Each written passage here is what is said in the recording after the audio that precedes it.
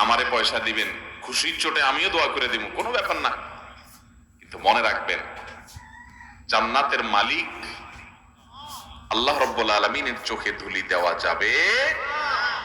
কিন্তু হ্যাঁ, এর মানে এই না যে যারা অন্যায় করে ফেলেছেন তাদের এখন আর মাফ করার পাওয়ার কোনো রাস্তা নেই, সেটা বলছি না। কিন্তু যারা জওয়ান বয়সে অন্যায় করে ফেলেছেন এখনো তাদের মাপ চাওয়ার রাস্তা আছে।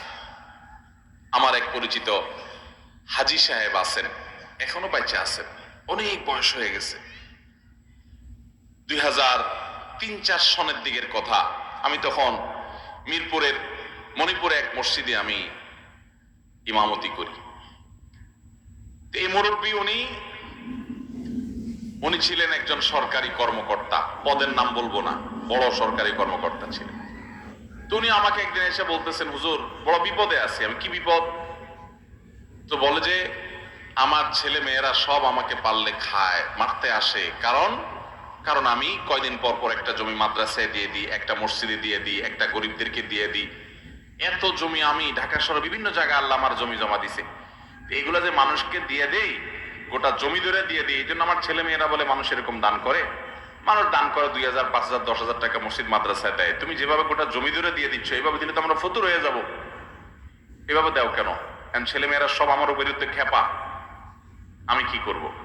তো আমি বললাম, ছেলে মেয়ে যে খেপা এটা তো যৌক্তিক, তাদের খেপার কারণ আছে, আমি তো তাদের পক্ষে। আপনি এত দান করেন কেন? এত দান করতে তো আল্লাহ বলেননি। নবী সাল্লাল্লাহু আলাইহি সাল্লাম বলেছেন, তোমার সন্তানদের জন্য কিছু রেখে যাওয়া উত্তম, তা একেবারে তা সব দান করে তাদেরকে খালি হাতে বসায় দেওয়ার চাইতে। কিছু রাখেন, আপনি এভাবে দান করেন কেন? ঠিকই তো বলছে তারা। তখন ভদ্রলোক বড় নিঃশ্বাস ফেলে বলছেন, হুজুর আমার দুঃখ তো আপনিও বুঝলেন না। আমি বলেন দুঃখ কি? বড় দুঃখ হলো, বাবারে যে কয় টাকা বেতন পাইতাম কোন রকম সংসার, ছেলে মেয়েদের পড়ালেখা টেনে টুনে পার হয়ে যাইত। এই জমি জমা যা দেখছেন সবই অবৈধ টাকা, ঘুষের টাকায় তৈরি করা, ঘুষের টাকা উপার্জন করছি এগুলা। তখন আল্লাহর ভয় ছিল না, দুই হাতে কামাই করছি, এক এক কলমের খোঁচে অনেক বড় বড় অঙ্ক কামাই করে ফেলছি। তো তখন ভয় ছিল না, করে ফেলছি। কিন্তু এখন আমি যখন বলছি 2003-4-5 কথা, তখন ওনার বয়স 70+, 70-75। এখনো ভদ্রলোক বেঁচে আছেন, শয্যাশায়ী। তো তিনি বলছেন যে, বাবারে এখন তো আমি সকাল বিকাল শুধু কবর দেখি সামনে।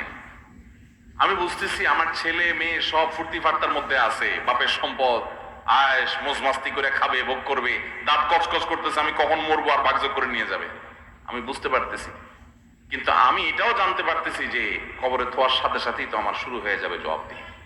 এই জন্য এগুলার মালিক তো আর খুঁজে পাওয়া যাবে না। এই জন্য দিয়ে দিয়ে আমি মুক্ত হচ্ছি, যাতে আমার আখেরাতে আমার ধরা খাওয়া না লাগে। কিন্তু ওদেরকে কে বুঝাবে? এগুলো তো তাদেরকে বলতেও পারি না।